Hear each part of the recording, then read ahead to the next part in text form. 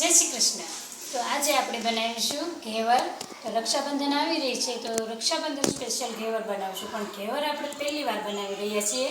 તો જોઈએ કેવાક બને છે અને વિડીયો પૂરો જોજો અને કમેન્ટ કરીને કહેજો કે સારા બન્યા છે કે નથી સારા બન્યા. તો ચાલો બનાવવાની શરૂઆત કરી દઈએ. તો ઘેવર બનાવવા માટે આપણે અહીંયા 3 ચમચી જેટલું ઘી છે.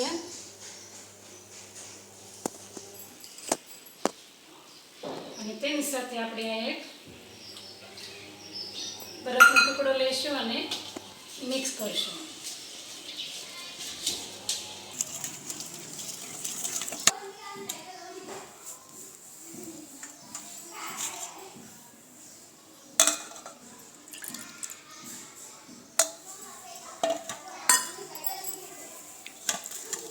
અને હવે આપણે આ ઘીને સારી રીતે ફેંટી લઈશું. ઠંડુ દૂધ છે 1 કપ, તે ઉમેરી દઈશું અને તેને પણ સરસ રીતે મિક્સ કરી લઈશું. થોડો મેંદો ઉમેરતા જઈશું અને મિક્સ કરતા જઈશું. તો મેંદો મેં અહીંયા 250 મિલી લીધો છે. વજનમાં જોઈએ તો 130 થી 140 ગ્રામ જેટલો હશે.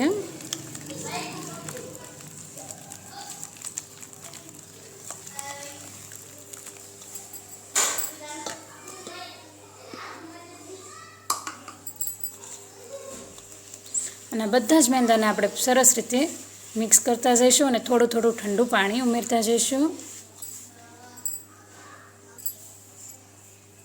તો પાણી મેં એકદમ ઠંડુ પાણી લીધું છે અને પાણી આપણે એકસાથે નથી ઉમેરવાનું.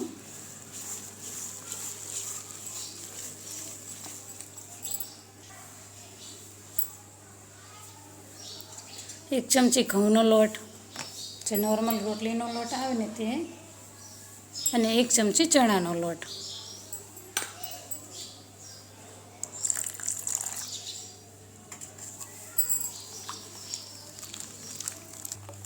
તો બેટર આપણું સરસ રીતે બનીને રેડી છે.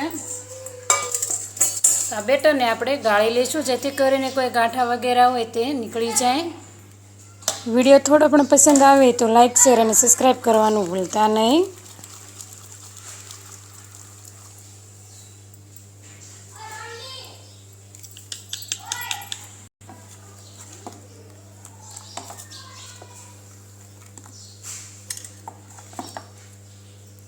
તો તમે જોઈ શકો છો કે ચમચા હારે આપણું આટલું બેટર છોટે છે.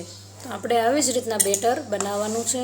તો આ તૈયાર થયેલા બેટરને આપણે જે આ બરફના ટુકડા રાખ્યા છે ને તેની ઉપર મૂકી દઈશું. જેમ બને ને તેમાં બેટરને આપણે ઠંડુ જ રાખવાનું છે. ઠંડુ હશે તો જ તમારી જાળી સરખી પડશે. તો મેં અહીંયા મોટા લોયામાં તેલ ગરમ થવા રાખી દીધું છે અને તેમાં આપણે આ કાંઠો રાખી દઈશું અને તેલને સરસ એવું ગરમ થવા દઈશું. તો તેલ આપણે ગરમ થઈ ગયું છે. તો તેમાં આપણે આ થોડું થોડું ઘેવરનું બેટર ઉમેરીશું.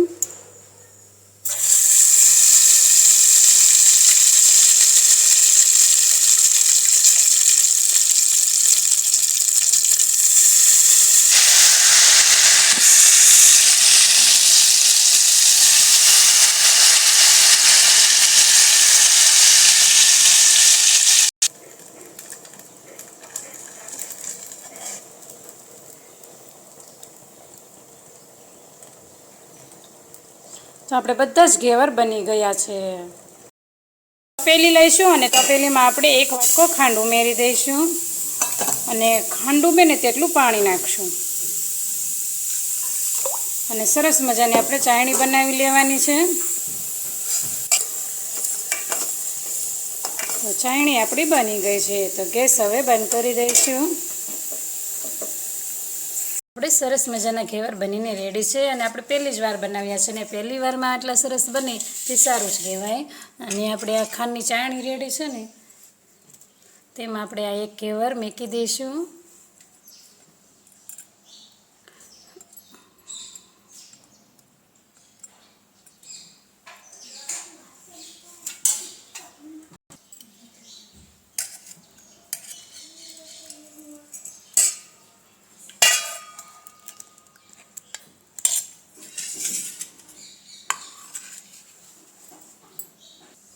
એની ઉપર આપણે આ દૂધની રબડી છે તે લગાવી દઈશું.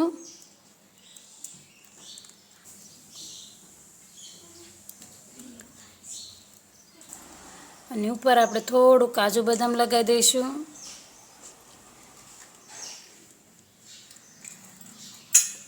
તો સરસ મજાના આપણા ઘેવર રેડી છે.